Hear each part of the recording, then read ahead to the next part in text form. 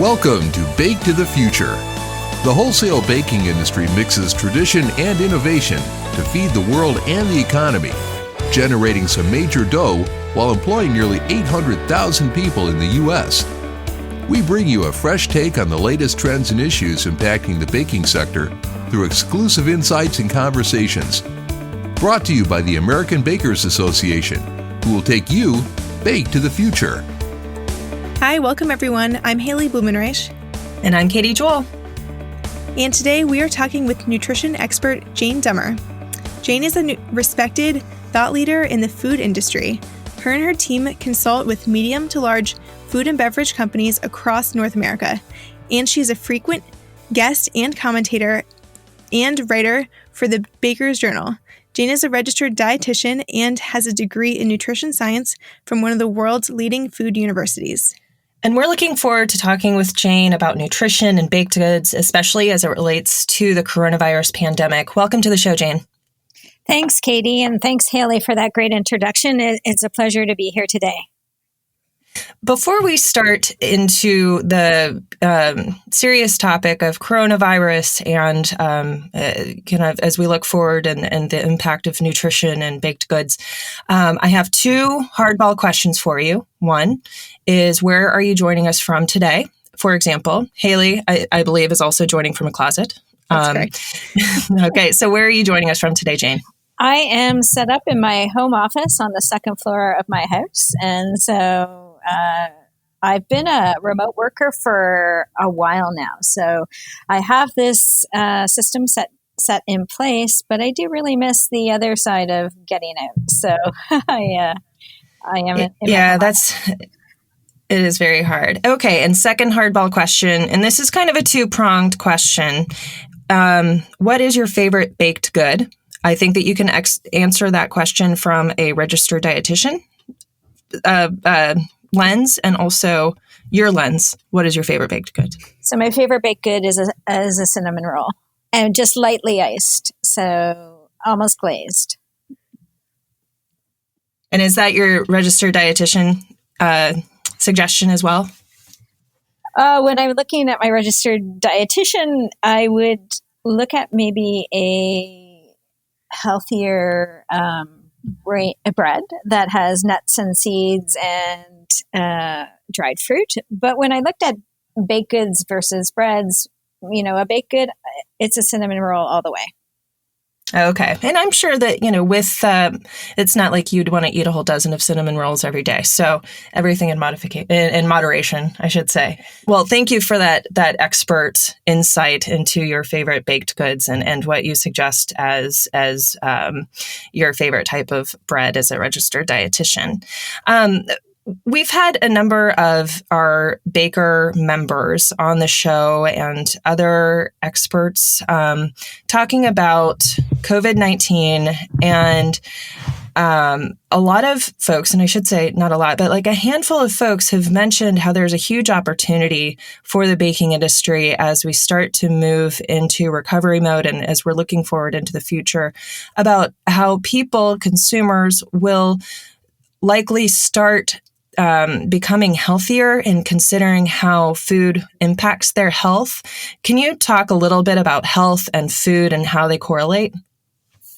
Oh, definitely. So when we look at some of the consumer behavior that's happened in COVID-19, people are Googling more baked goods. So when I mentioned my favorite baked good is a cinnamon roll, one of the top searches was cinnamon rolls, also sourdough bread. So when everyone is cloistered and quarantined to be at home, they became home bakers. And so how does that transition post-quarantine, and how does that transition post COVID-19? And COVID-19 is going to be, a few months out, or even longer than that, because we still don't have a vaccine. But looking at opportunities, so companies, obviously baking is top of mind for these consumers. So how do they transition to buying more baked goods. And we've seen that during COVID-19. We've seen the increase in bread sales. For example, research analyst Anne-Marie Roerink, she's the president of 210 Analytics. She has identified bakery sales, specifically bread sales. So when we compare the last 2 weeks of March of 2020 to the last 2 weeks of March in 2019, bread sales had increased over 60%. And that's huge. And even towards the end of April, bread sales were still up about 20% compared to 2019.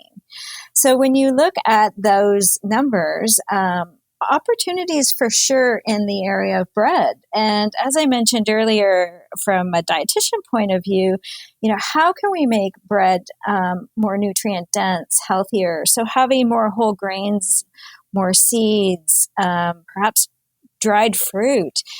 The whole idea of everyone having a sourdough starter during the quarantine, from celebrities to sports, professional sports people, everyone's got a sourdough starter. When we get back to our regular normal and looking at how many people will be able to babysit their sourdough starter. So that's another great opportunity for the baking industry to take a look at these behaviors, these choices, and actually act upon that.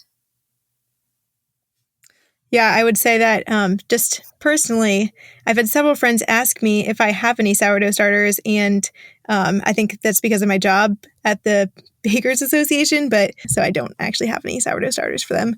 But I definitely think that I've seen that trend, at least among my peers. Could you tell us about how, I guess that's what that would be like the future after we come out of quarantine, or as we come out of quarantine, but could you talk about it like during quarantine? What have you been seeing in terms of people, their health patterns and how they've been eating? Yeah, so I've seen two sides of things, and we, because it's a fairly new situation and environment for people, we don't have a ton of research right now, but we do have some survey research where it is identifying that people are concerned about their health because we have a new virus, and right now we don't have any proven treatment or preventative treatment. So people are looking at how to improve their health, how to improve their fitness level, and from the surveys, and again, people are answering these surveys, and we're hoping they're answering them truthful. But they are saying they are making better eating choices, and they are working on physical activity. So more and more people are walking. We all know that dogs are getting walked off their feet. And so very interesting point. So that's, on the health side. But on the other side, there is concern that people are perhaps indulging during the time of quarantine. So indulging in comfort foods that from their dietary pattern as children, perhaps that they're grabbing for more higher calorie foods, maybe less nutrients in those foods. So it's a dynamic going on where people are reaching for those comfort foods, but also aiming to eat healthier and increase their ability to fight off something like the coronavirus. I believe the phrases I've heard about that indulgent version of what people are doing is either the COVID-19, like they're gaining the COVID-19, or the Corona diet is I believe the phrase that I've heard. That is interesting, the Corona-19. I mean, everyone remembers the freshman 15, right? So that is funny. It's something that, and we've talked about this before on this podcast and in other channels, how bakery, whether it's cookies or crackers or bread or sweet goods or whatever, it does have a very deeply rooted emotional connection with consumers, whether they're baking it themselves or if they go to the store and get a donut. Like there's an emotion there that helps tie them to that product. Definitely. And when we saw the home baker take root with the measures from COVID-19. So everybody again is at home. They have more time. Perhaps they're bored. The images of banana bread were flooding Instagram, and a banana bread is one of those old mainstays, or that grandma made, or that your mother made. And so banana bread was, instead of, no more charcoal, no more charcoal bread, it was all banana bread. So again, to your point, Katie, it's definitely that comfort, definitely that emotional piece. And so I've just written one of my columns for Baker's Journal, and it was talking to a couple of industry members about what is selling right now. And individual banana bread, full-size banana bread, even on the commercial side, is selling. So that's, again, another interesting piece of what's happening with the consumer behavior being in lockdown, and looking, perhaps, thinking bananas, again, are healthy and it's a fruit. And so that could be part of it as well. Yeah, it's, maybe the same type of logic that like a mimosa or a Bloody Mary is also healthy because it has fruits and vegetables. Right. Right. But yeah, everything in moderation, as they say. Right. And at this point, we are looking at the behavior, and how can that behavior, how will that behavior translate out of quarantine and out of COVID?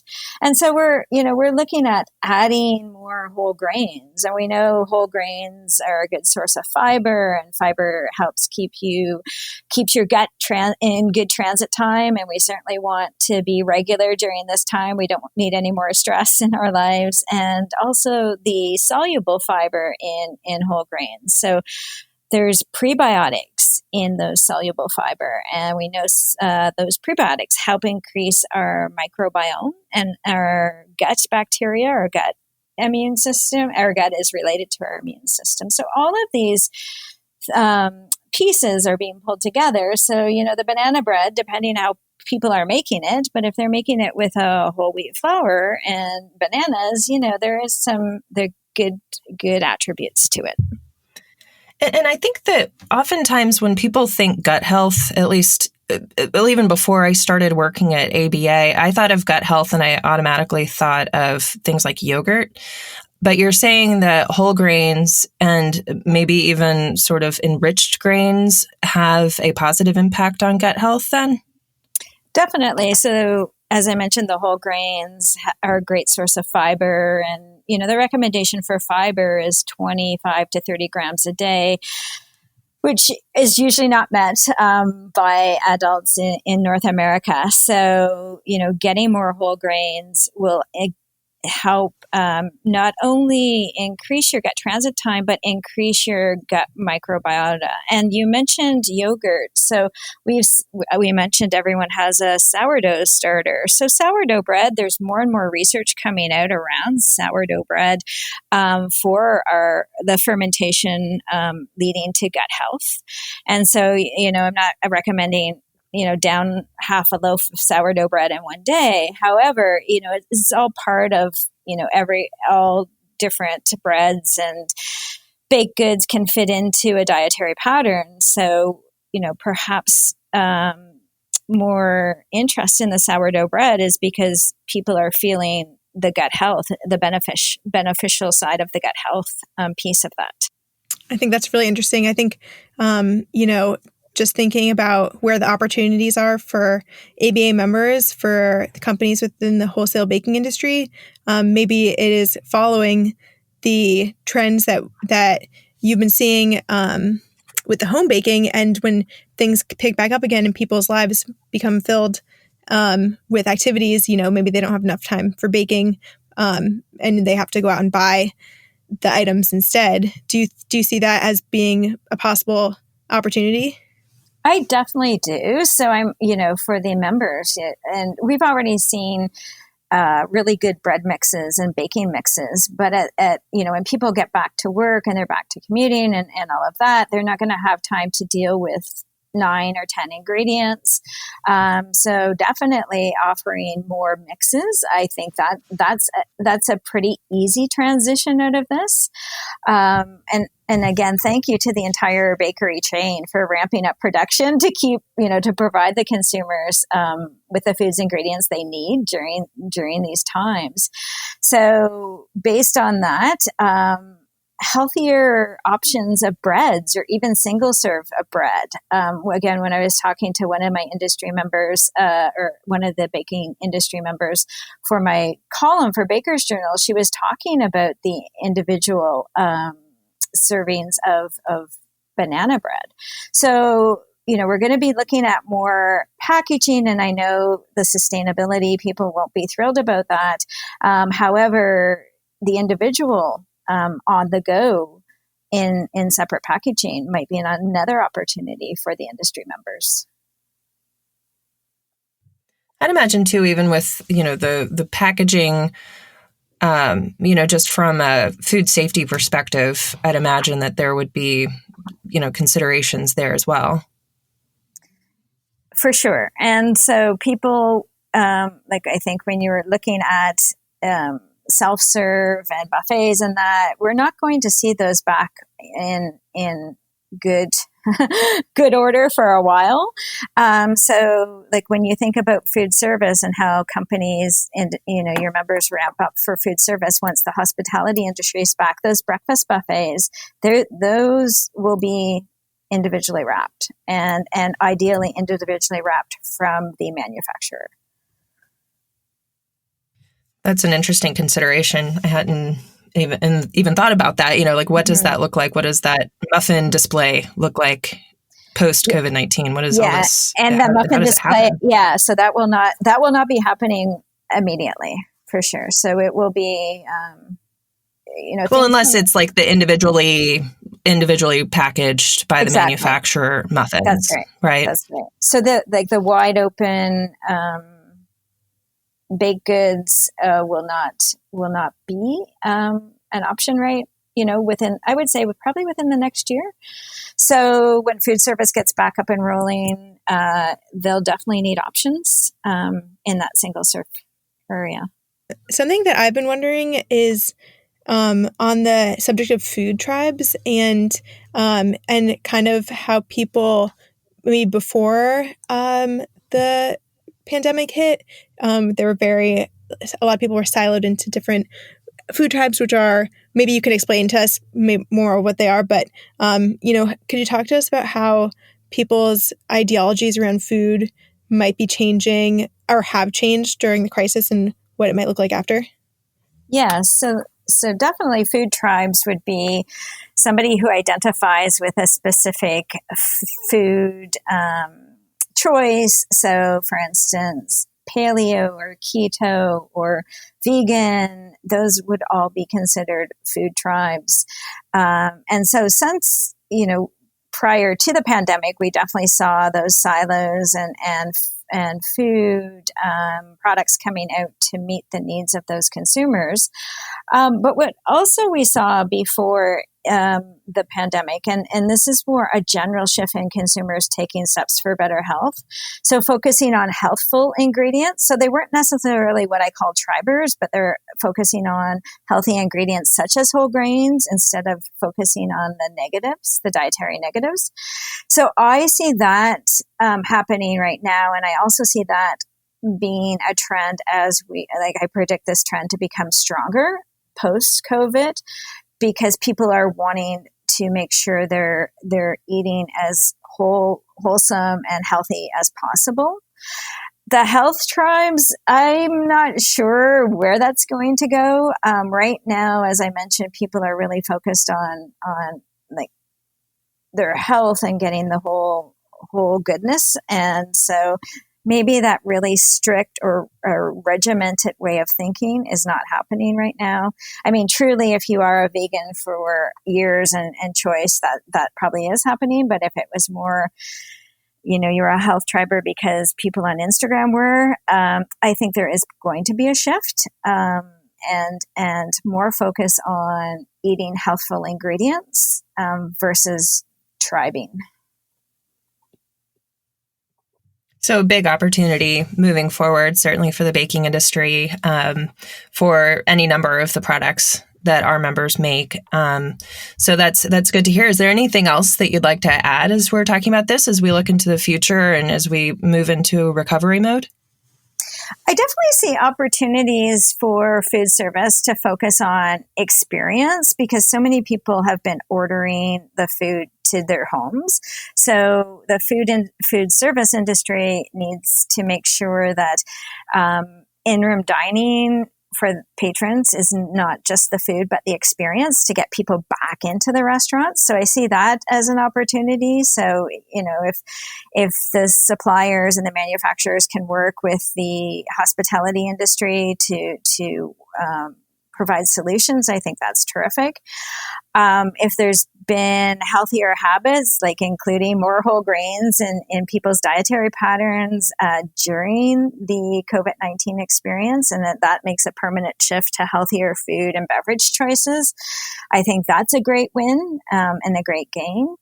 And just overall, following the interest in baking, 6 months ago, first of all, we didn't foresee this new virus and a global pandemic, but did we forecast such an interest in home baking? And, by the way, the research has been showing that those homemade breads, they're not great. So that's where I go back to the bread mixes and the baking mixes and, helping out that at the retail level for that consumer who wants to power through and power on with their interest in baking once we get back to the new normal. So I think that another opportunity is, kind of going to that Corona-19 concept, maybe some folks who've gained weight and then as things start to move into recovery, then they start looking into the healthy lifestyle and looking at how bakery can help with that, whole grains and, indulgent products from time to time. So there certainly is opportunity for our industry moving forward out of this grave and scary situation. And only time will tell what this will look like on the other side. So thank you so much for joining us, Jane. It's been my pleasure. And again, happy baking.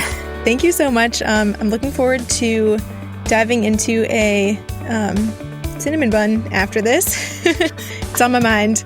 And I want to let the audience know that we have several other episodes on the baking industry and coronavirus. So go to baketothefuture.org to find more episodes.